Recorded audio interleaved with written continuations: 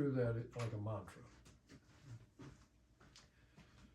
Frank said, "I'm letting my neck be free to lengthen, the purpose of which is to allow a movement of the head either forward and up or as it needs to move, which brings length and width to my back." There are two different ways of just saying it. So first is neck free, head forward and up, back to lengthen and widen.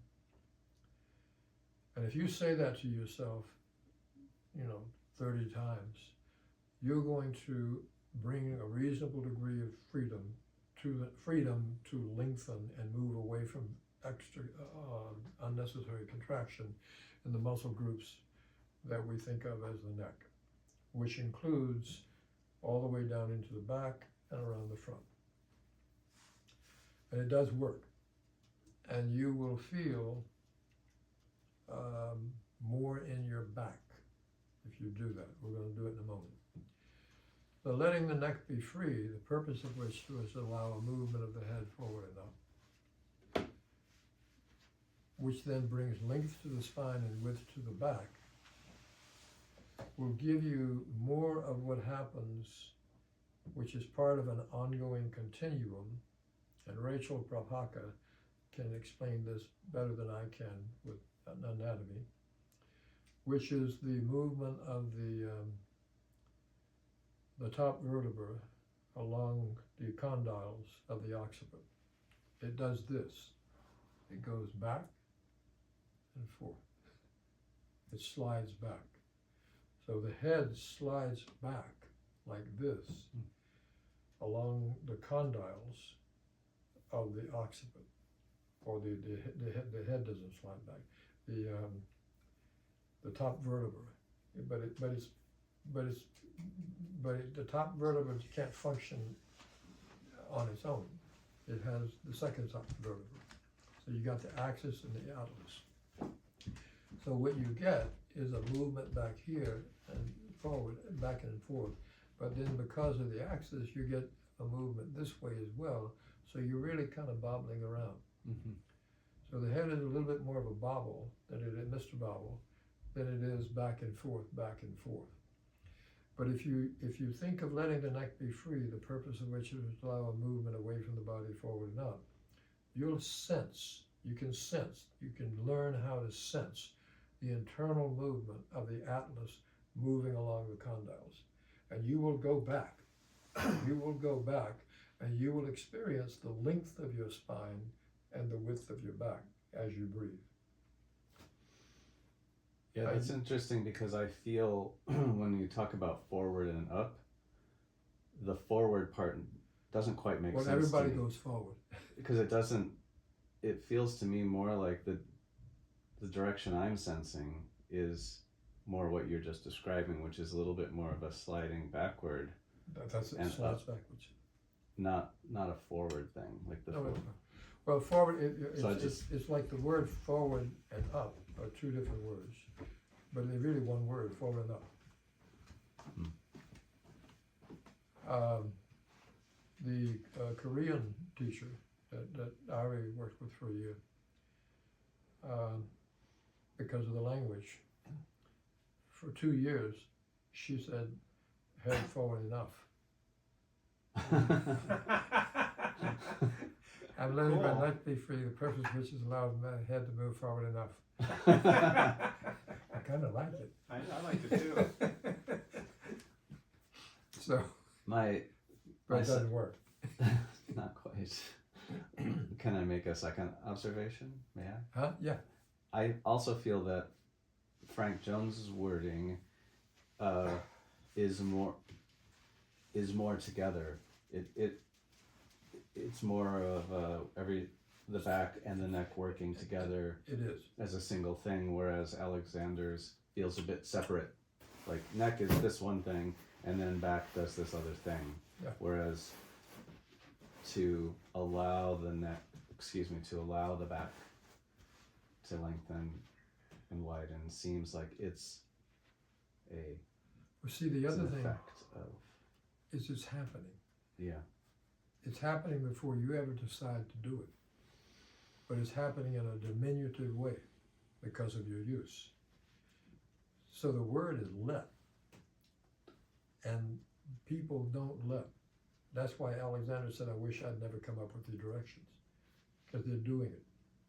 To let the neck be free, I mean, grammatically, I don't know what that is. I'm sure that there's a grammatic context for that. Maybe maybe the concept is that the neck wants to be free and you're doing something to prevent it. Mm-hmm. So Well, stop doing that. Well, that's exactly what's going on. But, you know, is it a verb, is it a phrase, what is it? I don't know. Let my people go. I think that's. You know, if I can bring it into technical, there's a computer language, Pascal, that uses the word let as it's more like a direction. Yeah. But I think it's also let. I usually think of it as allow. Allow the neck to be Allow the free. neck to be free, What but part it's of speech is the word let in the sentence? Let your neck be free. yeah, but it's an interesting ambiguity. Is it direction or is it lack of direction? Well, Yeah. I wouldn't say it's directions, but I'm not Alexander. I would say you're allowing something to happen that's part of an ongoing continuum.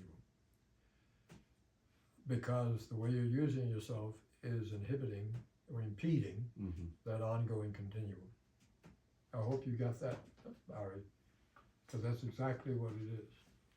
What? You're- Say one more time. You're allowing something to happen that is part of an ongoing continuum, depending on how much you are interfering with that ongoing continuum. It's an imperative verb. What does Okay, the an message- imperative verb. I wish I knew all that. An imperative verb. What does it mean? I have to look up imperative verb. Imperative means you're giving a command. It's Yeah. who? Giving a command. You're giving a command? Yeah, Yes. I much prefer the Oh, word really? allow. Yeah. That's Let's- interesting. Let's just change it to say allow. Well, Yeah. that's interesting. I mean, he gave commands. He Yeah. did. He gave Let commands. your neck be free. Let my people go. Let my people go. It's a command. What does the mean? Yeah. I don't understand. What is the difference in these two sentences? Allow your neck to be free and let your neck be free? Question mark.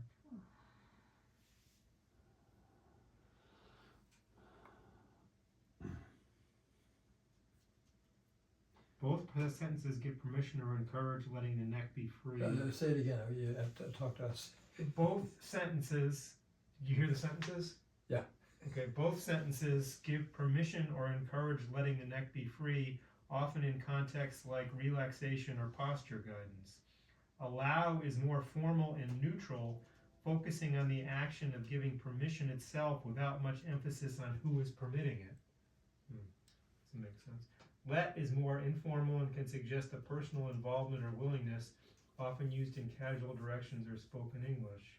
Yeah, Could you send that to us, Roger? yeah. Let is followed by a bare infinitive, the verb without to, let your neck be free. Allow requires the use of to before the verb. Allow your neck to be free. Allow can be used in passive constructions. You are allowed to be free, but let cannot be used this way. Aha. So allow can be passive. Uh-huh. So that's cool. That's cool. I mean, That's that, better. that I think is right. Yeah. I think allow is better because it feels also to me more of a expansive word. It is more expensive. Now we're what we're going to do is try this right now. But do send that to us, Roger. I will. Right now. We're trying to find out the proper meaning for the word to let or to allow the neck to be free. If you want to allow the neck to be free, you're letting something happen that's part of an ongoing continuum within the context of your neuromusculoskeletal you. When you're letting it be free, Roger discovered that the word let, L-E-T, means command. Let my people go. What is the difference? Which one? I don't like that. I don't like the command aspect.